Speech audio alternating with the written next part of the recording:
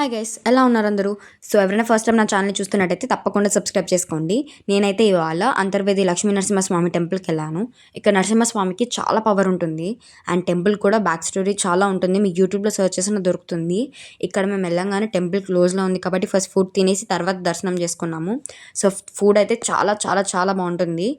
And ఇది ఏంటనుకుంటున్నారు కదా, ఇవన్నీ చెరువులు. నిజమే, చెరువులు అవన్నీ. అండ్ ఊరంతా కూడా చెరువులు ఉంటాయి. ఊరు ఎలా ఉంటదంటే ఒక లైక్ వాటరిష్‌గా ఉంటది మొత్తం ఊరు కూడా. చాలా బావుంటుంది. ఇక్కడైతే మేము లక్ష్మీ నరసింహస్వామి అక్కగారైన గుర్రలక్క టెంపుల్‌కెళ్ళి దర్శనం చేసుకున్నాము. చాలా బా అయింది. అండ్ అక్కడి నుంచి బీచ్‌కెళ్ళాము. బీచ్‌కెళ్ళి కొన్ని పిక్స్ దిగేసి కొంతసేపు ఉండి ఇంకా పాలకొల్లయితే స్టార్ట్ అయ్యామనమాట. పాలకొల్లు స్టార్ట్ అయ్యి అక్కడ క్షీరారామం టెంపుల్ ఉంటుంది గదా, అది చూడ్డానికెళ్ళాము. ఆ రోజు అమావాస్య అండ్ సోమవారం చాలా మంచిదంట. అక్కడికెళ్ళాక తెలిసింది. దర్శనం చేసుకుంటే చాలా మంచిదని. చాలా హ్యాపీగా ఫీల్ అయ్యాము.